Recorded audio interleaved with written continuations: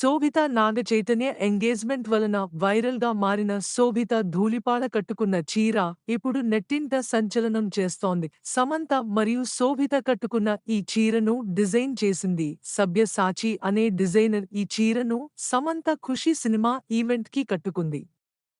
శోభిత ధూళిపాల అదే చీర సమంత కంటే ముందే ఫోటోషూట్ చేసి తన ప్రొఫైల్లో పోస్ట్ చేసింది.